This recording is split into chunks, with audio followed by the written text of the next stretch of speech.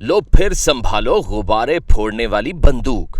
ये अली की जिद थी, साथ साथ मुक्तदरा की भी। मेरा मतलब है अली के स्कूल की मुक्तदरा। चुनांचे मुझे जाना पड़ गया। जो ख़वातीनो हजरात जैनवन नानी या नाना हैं, उनको अच्छी तरह से पता है कि नवासी नवासे की जिद के आगे कोई नहीं ठहर सकता। जिद से याद आया, हमारे पिंडी बॉय ने 40 रोजा चिल्ला काटने के बाद इंकशाफ किया कि इमरान खान एक जिद्दी सियासतदान है। पिंडी बॉय ने चिल्ले के आगाज से 2 दिन पहले मुझे कॉल की। उनकी कॉल हमेशा शिकवे से शुरू होती है। उस रोज भी कहने लगे, सर जी आप बार बार भूल जाते हैं, मैंने अपना सियासी करियर और आपने अपना वकालती करियर इकट्ठे शुरू किया था। आपका दफ्तर इकबाल रोड के कोने पे था और मेरी लाल हवेली बोहड़ बाजार के दूसरे कोने पर। फिर उन्होंने तवील कानूनी मशवरे मांगे और साथ ही साथ किसी को कहते रहे, लिखो तेज लिख। बादस चिल्ला टीवी इंटरव्यू में भी पिंडी बॉय ने सारी लिखी हुई पर्चियों का पलंदा टीवी कैमरे के सामने रख दिया। आप इसे पिंडी बॉय की कामयाब आबरूमंदाना एग्जैक्ट स्ट्रैटेजी कह सकते हैं। बात हो रही थी गुब्बारे फोड़ने वाली बंदूक की। दरमियान में एक पिंडी वाल का जिक्र आ गया। नवाज शरीफ को 30वीं दफा रात की फरमाइशी तकरीर के बाद इक्तदार मिला तो वजारत दाखिला का कलमदान एक और पिंडीवाल के हिस्से में आया, जो मेरे ससुराली इलाके से है और हर तरह के हालात में हमारा ताल्लुक खातिर चलता रहता है। ये नवाज शरीफ की 2013 वाली तीसरी रोनुमाई का डी डे है। ये नवाज शरीफ की 2013 वाली तीसरी रोनुमाई का डी डे था। सुबह नवाज काबीना के वफाकी वजीरों ने हल्फ लिया। मैं तब सुप्रीम कोर्ट में था। मार्गला रोड से लॉ ऑफिस वापस आते हुए मेरे मुंशी शब्बीर के फोन पर कॉल आई। बताया गया वजीर दाखिला मुझसे बात करना चाहते हैं। दूसरी जानिब चौधरी निसार थे। हमारी अलेक्स स्वाम वैली के पोटोहारी लहजे में हमेशा भाई साहब कह के शुरू होती है। बाकी जो गुफ्तगू हुई वो प्राइवेट है। एक जुमला ये था, watch your back. Nawaz Sharif ने इक्तदार में आते ही जद्दा और लंदन वाले रिंग नाला लई में उतारे और अपना असल रूप दिखाना शुरू कर दिया। उन दिनों एक बार फिर मुझे वजारत दाखिला से कॉल आई। दूसरी जानिब भाई साहब थे। कहने लगे, कल आप मेरे साथ दिन का खाना खा सकते हैं। मैंने पूछा कहाँ? बताया पंजाब हाउस में, शहबाज शरीफ वाले ब्लॉक में।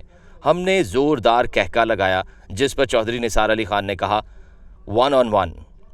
अगले दिन मैं पंजाब हाउस के चीफ मिनिस्टर ब्लॉक में पहुंचा। पहले कुछ देर निजी गपशप होती रही। इस दौरान वजीर दाखिला के बावर्दी अहलकार अंदर आए और बताया, सर लंच टेबल पर तैयार है। बाकी की गुफ्तगू फिर ऑफ द रिकॉर्ड रखता हूं। चौधरी निसार ने कहा कि ये लंच मैंने पार्टी के कहने पर रखा है। वो चाहते हैं आप या हमारे साथ आ जाएं या इलेक्शन से पहले इमरान खान को ना ज्वाइन करें। इससे पहले उन्होंने अपने तहरीरी इस्तीफे की तफसील बताई। साथ ये भी बताया कि कल 7 बड़े वफाकी वजीर जिरगा आए थे कि मैं इस्तीफा ना दूं। अव्वल तर्ज के लंच टेबल पर हम दोनों के दरमियान घने फूलों का लंबा गुलदस्ता सजा हुआ था। गुफ्तगू शुरू हुई। ऑफर की तफसील में मैं नहीं जाता। एक जुमला आपके सामने पेश करता हूं। मैंने कहा, थोड़ी देर के लिए फर्ज करें आप बाबर अवान हैं और मैं चौधरी निसार। यही डील मैं आपको ऑफर करता हूं। आपका जवाब क्या होगा? चौधरी निसार अली खान बेसाख्ता हंसना शुरू हो गए। कहने लगे, भाई साहब मरवाओगे? साथ इशारा हम दोनों के दरमियान लगे टेबल वाले गुलदस्ते की तरफ कर दिया। फिर संजीदगी से मेरा सवाल का यूं जवाब दिया, मैं डील कबूल नहीं करूंगा। मैंने उस पर उनका शुक्रिया अदा किया, खाना खाया और वो मुझे गाड़ी तक छोड़कर वापस चल दिए। सुना है 7 में से 2 वही वाले वजीर फिर उन्हें चक्री मिलने गए थे। जिस तरह कहते हैं यादों की बारात या नर्सरी क़यादत की चौथी वापसी की बारात, इसी तरह मेरे जहन में न जाने क्यों मुलाकातों की बारात दर आई है। ये मुलाकात तब हुई जब आसिफ जरदारी मुल्क के सदर थे, मैं वजीर कानून। मैंने मसूद चिश्ती के साथ बूरे वाला बार जाना था। सदर ने फोन किया, अपना प्रोग्राम तब्दील करके गवर्नर हाउस सलमान के पास पहुंचो। यहाँ से हम हेलीकॉप्टर में सवार हुए और लाहौर वाली जाती उमरा में उतरे। बाकी तफसीलात छोड़ता हूँ। जाती उमरा में नवाज शरीफ के डाइनिंग टेबल पर एक तरफ उनकी टीम, जबकि दूसरी जानिब सदर के साथ मेरी नशिस्त थी। इस मेज पर गुफ्तगू कम थी, बस खाने ही खाने थे। इतने और ऐसे ऐसे जो पूरा लाहौर ईद पर भी मिलकर इकट्ठे नहीं कर सकता। सदर आसिफ अली जरदारी ने एक डिश की तरफ इशारा किया और मेरे कान में कहा, चख कर बताओ इसका टेस्ट क्या है। मैंने जवाब दिया, जो वजीर आपके दाएं तरफ बैठा है उसे कहो चखे, हम दोनों से काफी बड़ा है। It is too early for me. बाकी गुफ्तगू छोड़कर एक तारीख सार डायलॉग आपसे शेयर करना मुनासिब है। खाने के दौरान मियां नवाज शरीफ साहब ने मुझे कहा, बाबर अवान साहब, आसिफ साहब आपकी सुनते हैं, उनको मशवरा दें, आए मिलकर हम 6-7 को टंग दें। हमारा मसला वरना कभी हल नहीं हो सकता। सदर ने यह सुनकर हैरानगी से मेरी तरफ देखा। मैंने आदाब मेहमानी को सामने रखते हुए लाइटर नोट पर जवाब दिया, मैं वकील हूँ, किसी को लटकाना हमारा काम नहीं।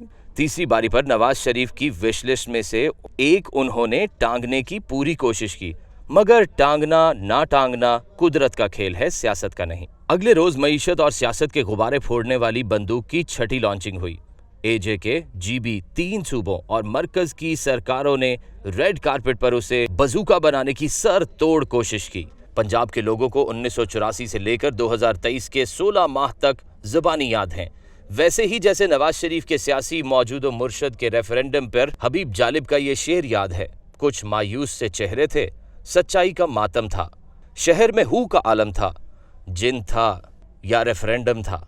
नवाज शरीफ ने जो लिखा हुआ पर्चियों से पढ़ा उसे पर्ची समझकर भूल जाएं, मगर कह गए वो कौन है जो हर दफा मुझे आपसे जुदा करता है।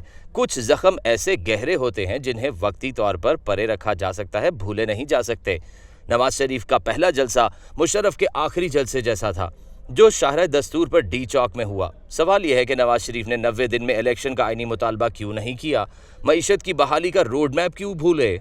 अवाम से ये कहना तुम बिजली सस्ती करने के लिए, महंगाई खत्म करने के लिए मेरा साथ दोगे, यानी ये लो मुझे फिर संभालो। गुब्बारे फोड़ने वाली बंदूक से कलाशनकोफ का फायर नहीं हो सकता। अली की जिद थी वो गुब्बारे फोड़ने वाली बंदूक से धुआं और आवाज निकालेगा।